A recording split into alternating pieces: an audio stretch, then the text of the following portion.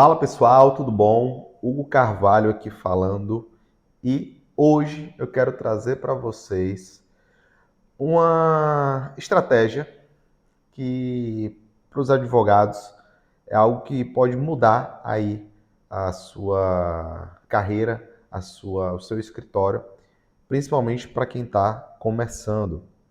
Que estratégia é essa? Nada mais é do que a estratégia de startup. Mas como assim estratégia de startup? É isso. O conceito de startup, ele é um conceito que ele tem como definição a simplicidade de recursos. Claro que isso foi desvirtuado ao longo do tempo, né? Principalmente quando a gente falou aí de fintechs e outras empresas de tecnologia que desvirtuaram o conceito de startup, que é ser lucrativo com pouco. Seria esse o conceito ideal de startup, né? E aí, baseado nesse conceito, muito fomentado por Eric Rice, né, no livro A Startup Enxuta, que eu trago aqui para vocês um conceito do que vem a ser a advocacia startup, o modelo de advocacia startup, que é o que? Nada mais é do que um modelo de advocacia enxuto, que apresenta eficiência, que apresenta resultados com um custo mais baixo. E aí, para isso, a gente tem alguns princípios que são fundamentais de serem aplicados para que a gente tenha o retorno desejado, né? Primeiro de tudo, é você entender o conceito de enxuto. Enxuto nada mais é do que você utilizar a menor quantidade possível de recursos existentes, né? E aí, dentro desse conceito de startup enxuta, a gente tem alguns princípios. O primeiro desses princípios é o aprendizado validado. O que isso quer dizer? A coleta de dados ela é fundamental. Ah, o conceito de startup ele é muito voltado ali para a coleta de dados, para análise de informações. Então, essas informações devem estar muito bem armazenadas e tratadas. Então, o que é que esses dados eles devem, o que é que deve acontecer com esses dados, né? Esses dados eles devem ser acionáveis. Então, o que são dados acionáveis? São dados de demonstração entre causa e efeito.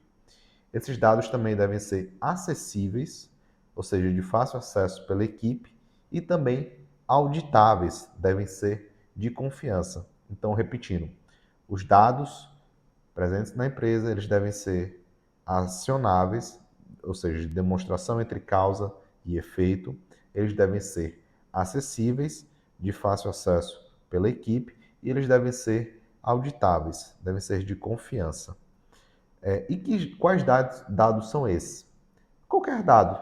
Então, os dados de resultado de marketing, de vendas, como que o marketing ele está se relacionando com o setor comercial, os resultados que estão advindo de determinadas estratégias ali de prospecção de clientes. Então, isso deve ser muito bem auditado. O segundo princípio é o princípio do ciclo construir, medir e aprender. Construir, medir e aprender. E ele se divide em algumas etapas, né? A primeira dessas etapas é o ato de fé, que é transformar uma ideia em um MVP, um produto mínimo viável, né? Em português, PMV, produto mínimo viável. Então, você transforma uma ideia em um produto.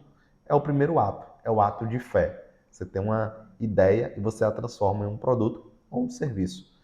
E o segundo passo aí do ciclo construir, medir e aprender é justamente a medição. Então você mede a reação do público ao produto mínimo viável. Medidas as reações, o terceiro passo é justamente você fazer a leitura dos resultados. Então, identificar, estudar ali minuciosamente os resultados né, com auxílio aí em ferramentas, conhecimento externo, para que você saiba entender aquele resultado que você teve do produto mínimo viável. O quarto passo aí do ciclo construir, medir e aprender é tomar a decisão entre perseverar ou pivotar. Então, você criou um produto mínimo viável, você mediu a reação do público a esse produto, fez a leitura dessa reação, dessa medição, e aí, com base nisso, você vai decidir se você persevera nesse produto ou se você pivota. O que é pivotar? É você ir para outro segmento, adotar outra linha, outra estratégia. E aí, você tem que ter uma execução da alternativa escolhida, mantendo sempre o conceito de produto mínimo viável, ou seja, o produto mínimo para ser viável, rentável. E aí você repete o ciclo, cria um novo MVP e vai repetindo o ciclo. E o terceiro princípio aí do conceito de enxuto, né, de empresa enxuta, de escritório de advocacia enxuto, é a contabilidade para a inovação. O que isso quer dizer? As finanças da empresa, elas devem levar em conta os objetivos dessa empresa. Então, é aquilo que eu falei. O conceito de startup, ele originalmente, né, ele é voltado para o lucro. Então, uma empresa que dá lucro com poucos recursos. Claro que esse conceito ele foi desvirtuado, ele foi modificado aí, principalmente com a grande oferta de crédito, onde que você via empresas, startups que não davam lucro, muito pelo contrário, davam prejuízos milionários e ainda assim continuavam sendo investidas. Quer dizer que eram más empresas? Não necessariamente, muitas delas prosperaram. Mas a gente, falando de escritório de advocacia, obviamente tem que dar lucro, né? A gente não vai encontrar investidor, né, para o escritório. Então, tem que dar lucro. E aí, você tem que pensar justamente nisso. Se eu tenho uma empresa e eu quero que essa empresa dê lucro, eu tenho que pensar nesse lucro agora. E aí você tem que medir qual que é a minha margem de lucro, que a gente chama de margem de contribuição, que é o lucro, digamos que o lucro bruto. Qual que é a minha margem de contribuição? Você vai pesquisar primeiro o que é margem de contribuição, ver o que é lucro, né, a margem, lucro bruto e o que é EBITDA, né, o lucro antes de juros, antes de taxas, antes de amortização, depreciação, antes de impostos. Esse lucro ele é suficiente para manter o escritório funcionando, né? E aí, depois, quando tem as taxas, os impostos, quando tem depreciação, amortização, custos financeiros, ainda assim eu consigo ter um lucro saudável, um lucro líquido saudável que me permita continuar aí funcionando? Se sim, ótimo. Esse seu produto mínimo viável, ele está no bom caminho. E aí tem um princípio, né, do conceito de enxuto, que é o princípio da eficiência. Então, em inglês, a gente tem uma effectuation, é ser o mais eficiente possível com os recursos existentes, né? Fazer o máximo possível com o que você tem. E aí, dentro do effectuation, a gente tem outros princípios. Então, dentro da eficiência, a gente tem outros princípios. E esses princípios eles estão em conceitos aí, conceitos chaves que o autor traz de forma lúdica, mas a gente consegue ter um bom entendimento, né? O primeiro desses, e aí já trazendo eles, o primeiro desses princípios é o pássaro na mão. Então, mais vale um pássaro na mão do que dois voando. Então, utilize o que está ao seu alcance e não se preocupe com o que está faltando. Então, você tem hoje um pássaro na mão, você vai fazer o máximo possível com esse pássaro.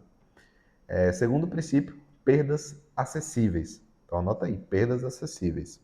Para toda ação, deve ser mensurado o potencial de perda econômica, de tempo, de marketing, de branding, enfim. É o chamado custo da oportunidade.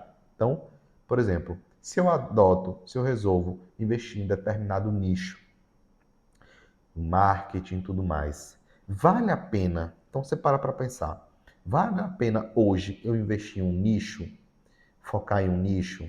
Se eu estou trabalhando, estruturando, vamos supor, eu sou especializado em direito imobiliário. Eu fiz uma pós, estou fazendo uma pós em direito imobiliário, porém eu vejo que estão surgindo aí clientes na área trabalhista. Vale a pena eu trabalhar meu marketing para a área trabalhista, para estar prospectando clientes trabalhistas no Instagram, ou eventualmente fazendo um tráfego? Se você vê que o retorno não compensa, então, eu estou tirando, sei lá, 2.000, 3.000, isso está pagando minhas contas, mas não está me deixando verdadeiramente rico. E não é o que eu pretendo seguir. Então, talvez não compense, o custo da oportunidade é grande. Tá? E o terceiro princípio é o coxa de retalhos. São as parcerias. E é muito comum na advocacia. Então, você encontrar os parceiros certos, sejam eles pessoas, instituições, né? Fazer as associações corretas é fundamental para você desenvolver uma base sólida. E o quarto desses princípios é a limonada, ou adaptabilidade. Ser adaptável ao caos, à mudança, né? À inovação, à constante alteração da sociedade. Então você está disponível, disposto a se atualizar. Por quê? Quem não está se atualizando está regredindo. Isso é certo em qualquer área. Aquilo que deu certo para o empresário antes, não quer dizer que vai continuar dando certo. Então, se você não está se atualizando, você está regredindo. Então, é importante que você tenha essa característica da adaptabilidade. Então, se adaptar às mudanças que ocorrem no seu mercado.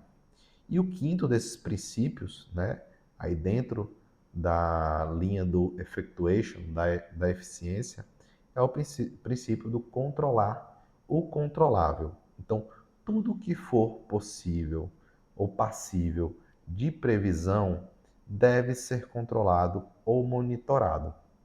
Então, tudo que for passível de previsão deve ser controlado ou monitorado.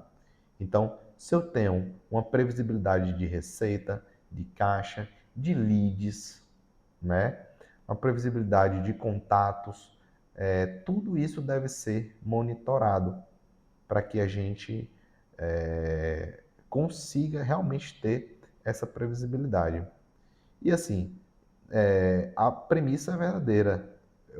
O contraponto disso é o seguinte: se tem determinados aspectos ali da empresa que você não consegue controlar, então que não seja controlado, né? Muita gente acaba também ficando excessivamente apreensiva com questões que não são da sua alçada, não são do seu controle e acabam paralisando e deixam de controlar o que pode ser controlado. Então é isso, controle o que é controlável. Então é isso, pessoal. O conceito de startup enxuta de Eric Ries, aplicado aí para a advocacia, é fundamental, não só para quem está começando, mas também para quem já está há um tempo, que adote mecanismos, padrões de eficiência, né, para ter resultados eficientes.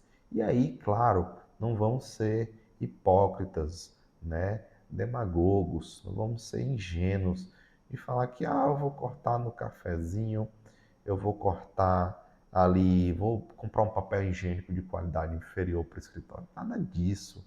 Esse tipo de economia não vai lhe trazer um resultado, tá? poderia trazer, a gente falando de uma empresa gigantesca, onde realmente pequenas coisas fazem grande diferença, mas no escritório ali, vamos colocar de até 50 pessoas, não é isso que vai fazer diferença. Não é isso que vai fazer diferença. O que vai fazer diferença realmente são custos elevados ali, custos de locação, custos até de prospecção de clientes, né? O custo de aquisição do cliente propriamente dito, parcerias, funcionários, colaboradores, então realmente custos elevados e despesas, né? E aí já entrando em contabilidade, que é fundamental, saber a diferença entre custo e despesa. Mas aí já é um papo para outro dia. Então é isso, né? Busquem sempre ter o máximo de eficiência possível. Então coloca no papel, eu estou sendo eficiente, aquilo que eu estou fazendo hoje é eficiente, eu estou tendo um resultado o melhor resultado possível, ou eu consigo ter um resultado melhor. Então realmente, coloca a cabeça no lugar. Então eu sei que às vezes no dia a dia a gente está com muito problema, resolvendo muita coisa, mas coloca a cabeça no lugar e anota. Se você tem um sistema ou se você não tem, usa planilha, Excel, enfim. Mas se você tem alguma forma de controlar isso, se não tem, já deveria ter, né? Verificar onde que você está perdendo e aonde que você pode ganhar mais. Então essa é a grande sacada sempre de toda empresa. Onde que eu estou perdendo, que eu posso deixar de perder, e onde que eu estou ganhando pouco, que eu posso passar a ganhar mais. Ou aonde que eu não ganho nada, que eu posso ganhar muito, talvez não hoje, mas lá na frente, tá? Porque é isso, você tem que sempre pensar no futuro, né? O problema da humanidade é esse, principalmente do brasileiro, muito imediatista, não pensa no futuro. Então pensa no futuro, pensa lá na frente. Talvez decisões que lhe beneficiem hoje vão te estagnar para o futuro, tá? Então é isso. Um abraço, fica com Deus.